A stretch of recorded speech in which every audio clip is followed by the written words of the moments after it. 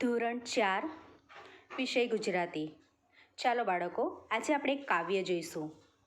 કાવ્યનું નામ છે ઠંડી. આમ એને બાળગીત પણ આપણે એને કહી શકીએ છીએ.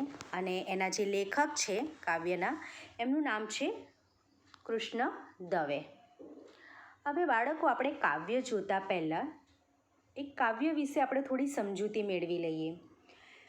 જેમ કે વિવિધ પશુ પક્ષીઓને આપણે પાંજરામાં પૂરીએ છીએ તો કેવું લાગે છે, એવી જ રીતે આ એક ટામેટાની વેદના છે કે જેને પાંજરામાં પૂરવામાં આવ્યું છે અને એને ગમતું નથી. તો આ કાવ્યની અંદર બાળકો એક આપણને રમૂજી મળે. રમૂજી એટલે કે આપણને આનંદ મળે, એટલા માટે આ કાવ્યને રચવામાં આવ્યું છે. સાદી અને સરળ રીતે એને રજૂ કરવામાં આવ્યું છે, જેથી કરીને બાળકો આપણને સમજણ પડી શકે અને ફક્ત આપણે એક આનંદ લઈ શકીએ, આપણને એક મજા આવે, હે ને, એટલા માટે.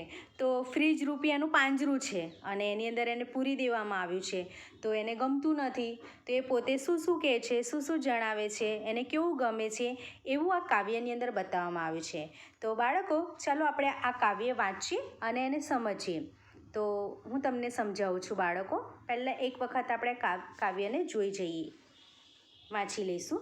કહે ટમેટું મને ફ્રીજમાં બહુ લાગે છે ઠંડી, દૂધી માસી ઝટ પહેરાવો બંડી, આના કરતાં હતા ડાળ પર રમતા અડકો દડકો, મીઠો મને જ લાગતો એ સવારનો તડકો, અહીં બસતો છે ઠંડી અને બરફના ગામ, કોણે ફ્રીજ બનાવ્યું જેમાં નથી હૂંફનું નામ,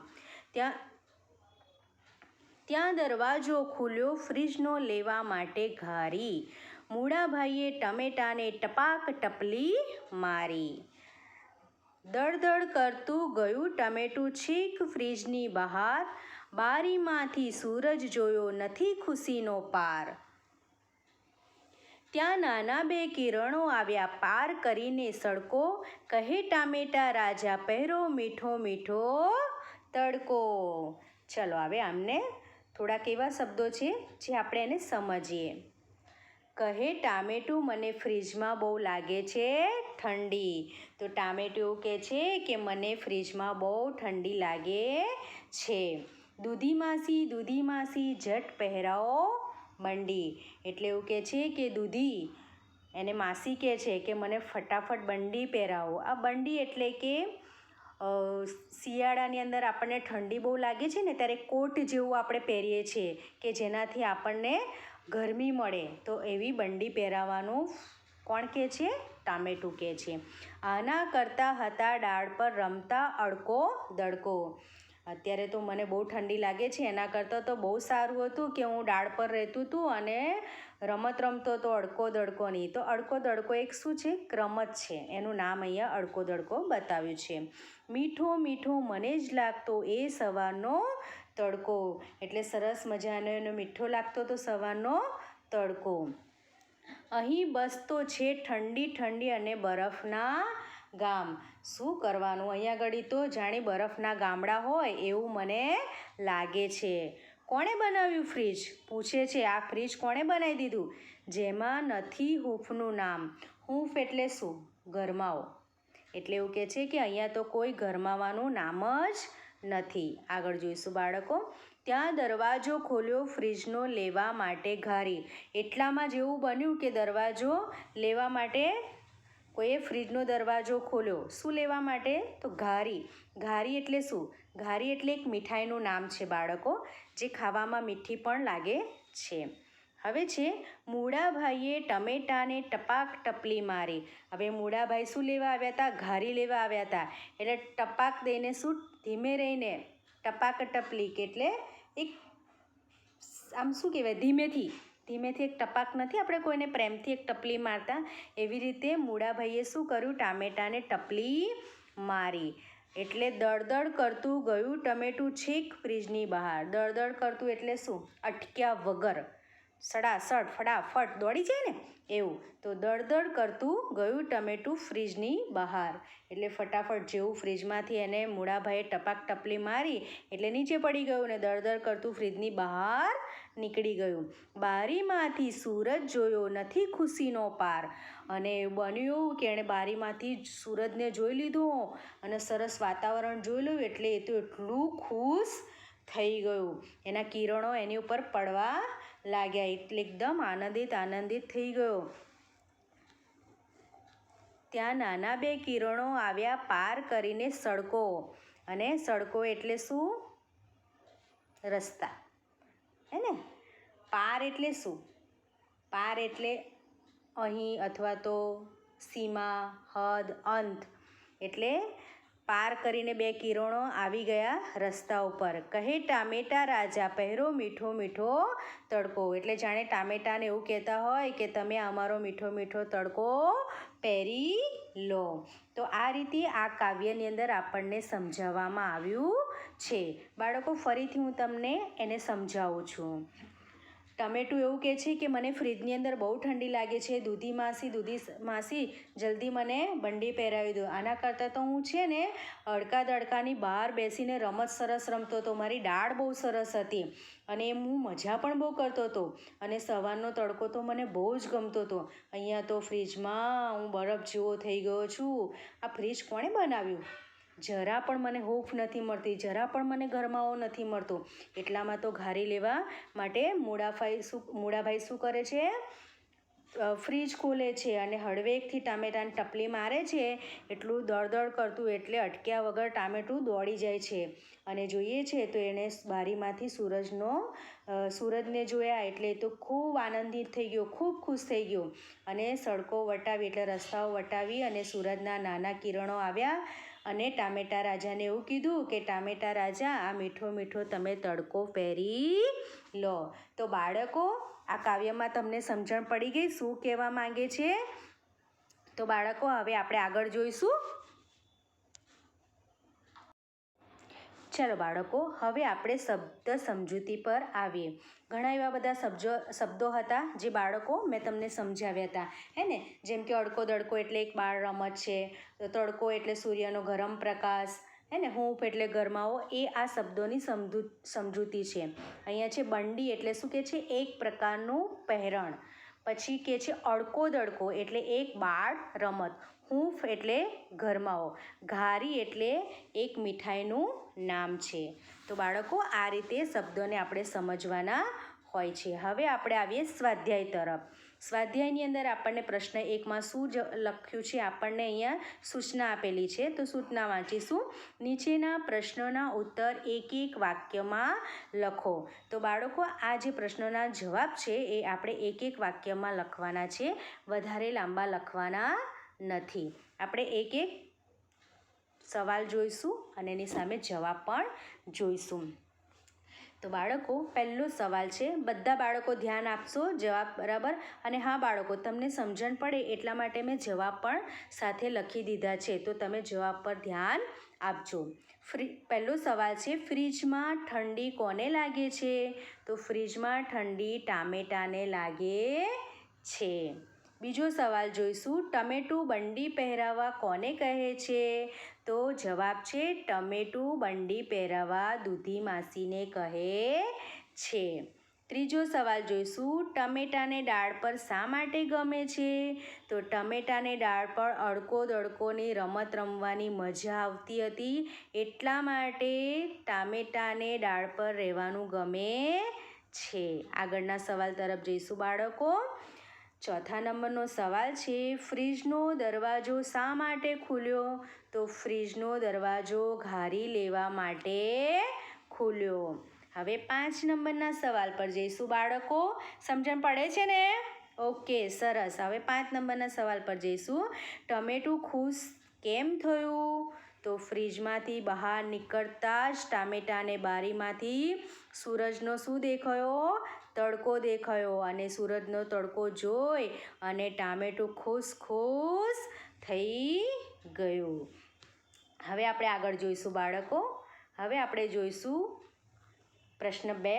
અહીં આપણને સૂચના બતાવી છે. નીચેના દરેક શબ્દના બે વાક્યો લખ્યો. આપણને અહીંયા આગળ ઉદાહરણ પણ આપી દીધું છે. તો એ પ્રમાણે આપણે એક શબ્દના 2 વાક્યો બનાવવાના છે. જેમ કે અહીંયા આગળ આપણને શું બતાવ્યું છે? ફ્રીજ. તો પહેલું વાક્ય એવું બનાવ્યું છે કે ફ્રીજમાં પાણી ઠંડુ થાય છે. અને બીજું વાક્ય એવું બનાવ્યું છે કે ફ્રીજ રસોડામાં હોય છે. આ રીતે તમારે બાળકો વાક્ય જાતે બનાવવાના છે. હું તમને 1-2 બતાવું છે, બાકીના 2 તમારે જાતે બનાવવાના છે. પહેલું અહીંયા આગળ શબ્દ આપ્યો છે વાસી. હવે વાસી પરથી આપણે 2 વાક્યો બનાવવાના છે. પહેલું વાક્ય છે કે વાસી ખોરાક ખાવાથી બીમાર પડાય. અને બીજું એક વાક્ય એવું બનાવવાનું કે લાંબા સમય સુધી બનાવેલો ખોરાક વાસી થઈ જાય છે. બરાબર બાળકો, સમજણ પડી કે નહીં? ફરીથી બીજું એક સમજાવું છું. એ છે ઠંડી. આ શબ્દ છે. હવે આ શબ્દ પરથી આપણે ફરીથી 2 વાક્ય બનાવવાના છે. જો હું બનાવું છું, શિયાળામાં ઠંડી બહુ લાગે છે. ચલો બીજું વાક્ય બનાવીએ. શિયાળામાં ગરમ ગરમ કપડાં પહેરવાની મજા આવે છે. તો આ રીતે તમને જે વિચાર આવે એ વિચાર પ્રમાણે તમે વાક્યો બનાવી શકો છો. પણ ફક્ત બાળકો તમારે એટલું જ યાદ રાખવાનું કે જ્યારે તમે આ શબ્દો બનાવો, જ્યારે તમે આ વાક્ય બનાવો ત્યારે તમે જે શબ્દોનો ઉપયોગ કરો છો એ વચ્ચે આવવો જોઈએ, હે ને? તો આ રીતે તમે વાક્યો બનાવો. હવે ફરીથી આપણે ત્રીજા એક પ્રશ્ન ઉપર આવીશું. અહીંયા બતાવ્યું છે નીચે આપેલા 2 શબ્દો પરથી એક વાક્ય બનાવો. હવે પહેલાંમાં એવું હતું કે એક શબ્દ આપ્યો છે અને 2 વાક્ય બનાવવાના હતા. હવે ફરી એવું આવ્યું છે કે 2 શબ્દો આપ્યા છે અને એક વાક્ય બનાવવાનું છે. તો આપણને ઉદાહરણ તરીકે પણ આપ્યું છે. શું આપ્યું છે? ચલો આપણે બાળકો જોઈશું. અહીંયા ઉદાહરણ તરીકે આપ્યું છે ટમેટું અને પંખો. આ 2 શબ્દો આપ્યા છે. તો એમાંથી એક જ વાક્ય બનાવવાનું છે. તો અહીંયા બહુ સરસ વાક્ય બનાવ્યું છે. પંખાની નીચે ટેબલ પર ટમેટું પડ્યું છે. એટલે પંખો પણ આવી ગયો અને ટમેટું પણ આવી ગયું. સમજણ પડી બાળકો? આ 2 શબ્દો વાક્યની અંદર આવવા જોઈએ. કોઈ પણ સંજોગોમાં તમારે એ 2 વાક્ય અંદર લેવાના છે. જેમ કે તમને અહીંયા આગળ 3 શબ્દો આપેલા છે. 1, 2 અને 3. તો પહેલાંની અંદર તમને 2 શબ્દ આપ્યા છે.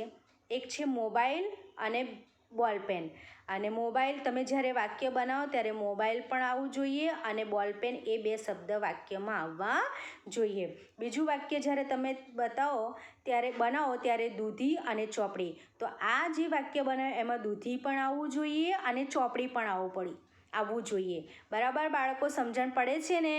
ઓકે. હવે ત્રીજુંમાં તડકો છે અને બરફ છે. તો તમે જ્યારે બાળકો એ વાક્ય બનાવો ત્યારે તડકો પણ આવવો જોઈએ અને બરફ પણ આવવો જોઈએ. ચલો બાળકો, મેં કેટલાક વાક્ય બનાવીને જ લખેલા છે. હું તમને વાંચીને બતાવું, તમે બરાબર ધ્યાનથી સાંભળજો. પહેલું વાક્ય છે મોબાઈલ અને બોલપેન ટેબલ ઉપર છે. આવા સાદા અને સરળ વાક્યો પણ તમે બનાવી શકો છો. અહીં બીજું વાક્ય બનાવ્યું છે ચોપડીમાં દૂધીનું ચિત્ર છે. તો દૂધી પણ આવી ગયું અને ચોપડી પણ આવી ગયું. પહેલાંમાં મોબાઈલ પણ આવી ગયું અને બોલપેન પણ આવી ગઈ. હવે ત્રીજું વાક્ય જોઈશું. તડકામાં બરફ ઓગળી જાય છે. તો તડકો પણ આવી ગયો અને બરફ પણ આવી ગયો. તો બાળકો, તમને સમજણ પડી? આ રીતે તમારે વાક્યો બનાવવાના છે. ચલો હવે આપણે આગળ જોઈશું.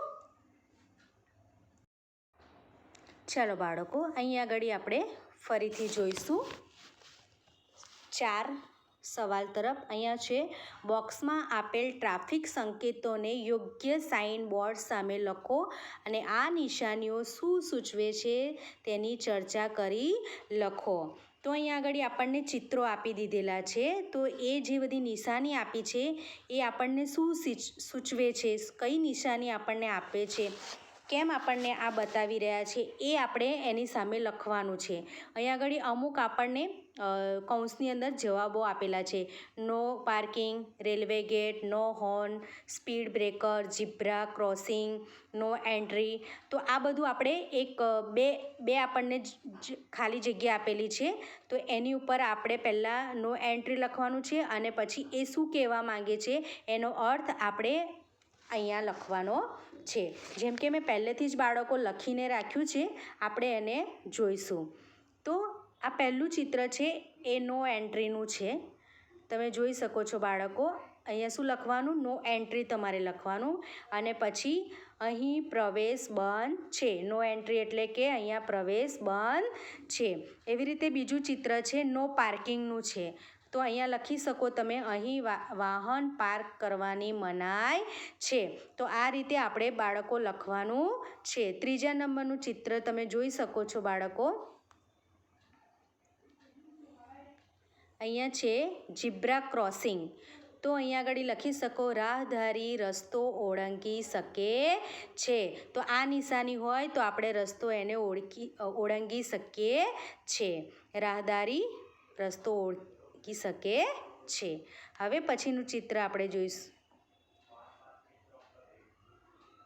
ચાલો બાળકો, પછી આપણે જોઈશું સ્પીડ બ્રેકર.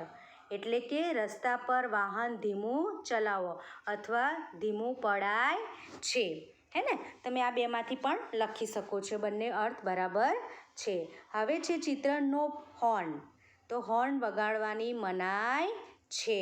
તો તમને ના પાડે તો તમારે હોર્ન વગાડવાનું નહીં, એવું બતાવવામાં આવ્યું છે. હવે પછીનું ચિત્ર છે રેલવે ગેટ. તો અહીંયા છે આગળ રેલવે પર ફાટક છે. આગળ રેલવે પર ફાટક છે એવું આ નિશાનીથી બતાવે છે.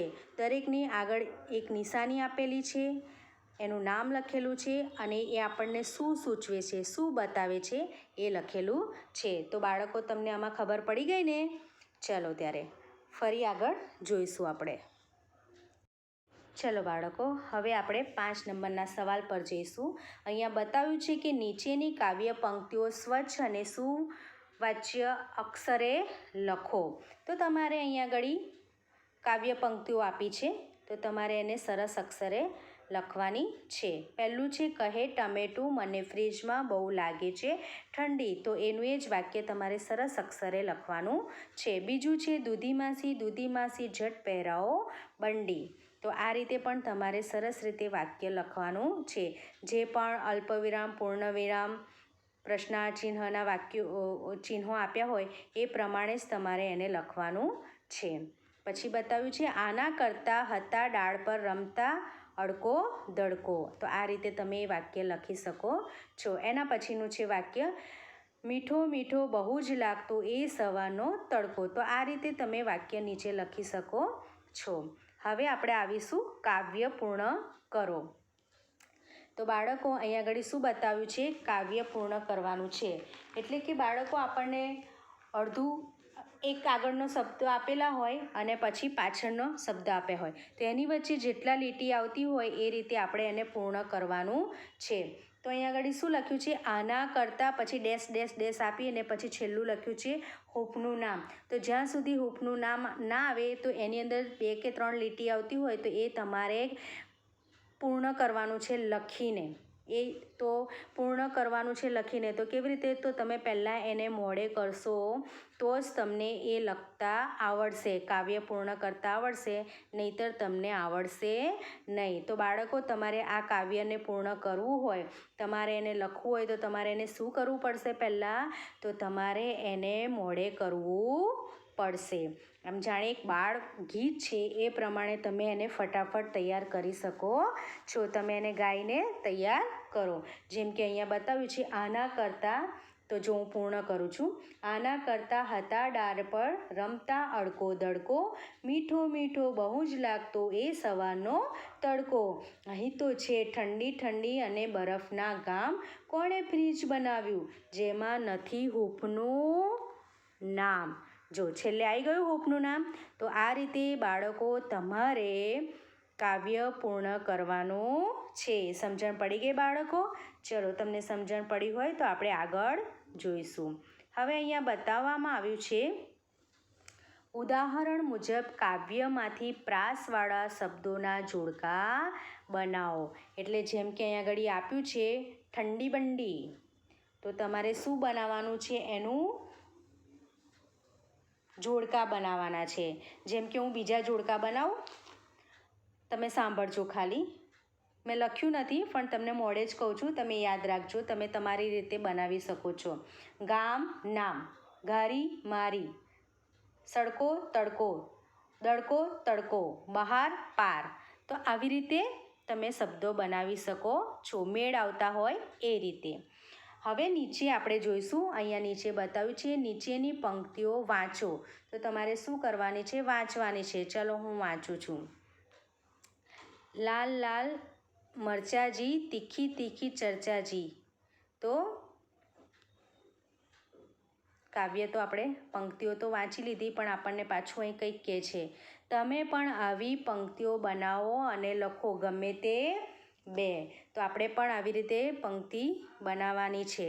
જો મેં એક બનાવ્યું છે, તમે સાંભળજો. ગાજર મમ્મી લાવે છે, ગાજર અમને ભાવે છે. સિમ્પલ. તમે કોઈ પણ કાવ્યમાંથી શબ્દો લઈ શકો, જેમ કે મૂળાભાઈ, તો મૂળાભાઈનું પણ તમારે લખવું હોય તો લખી શકો. જેમ કે મૂળો કેવો હોય? તો ધોળો ધોળો હોય.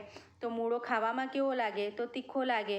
તો એ રીતે તમે બનાવી શકો છો. જેમ કે ધોળા ધોળા મૂળાભાઈ લાગે તીખા તીખા, તીખાભાઈ, એવું પણ તમે બનાવી શકો છો.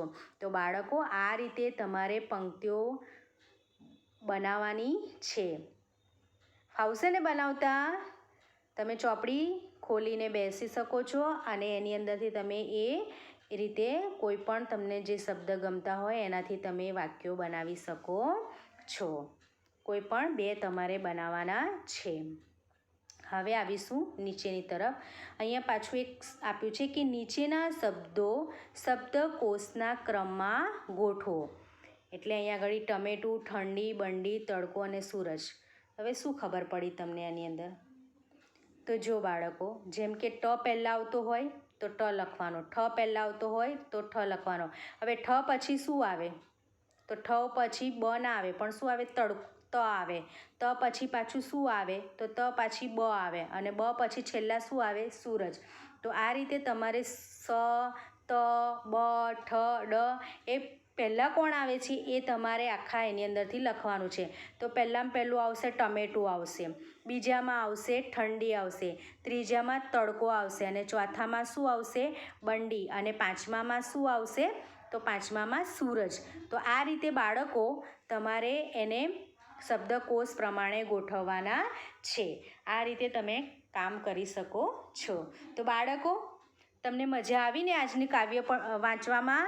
તો આ રીતે તમે કાવ્ય બાળકો વાંચી શકો છો, સમજી શકો છો, અને તમે એને મોડે પણ કરવાનું છે. તો બાળકો, હવે આવ્યો છે હોમવર્ક કરવાનો ટાઈમ. તો આપણે હોમવર્કની અંદર તમારે આ જે કાવ્ય છે એને તમારે 2 વખત લખવાનું છે, અને તમારે એને મોડે કરવાનું છે. અને એની અંદર જે એક એક વાક્યના સવાલો આપ્યા છે એ સવાલના જવાબ પણ તમારે મોડે કરવાના છે અને 2 વખત લખવાના છે. તો બાળકો, આ હતું આજનું તમારું હોમવર્ક. ફરી મળીશું આપણે ત્રીજા પાઠ લઈને. આવજો બાળકો.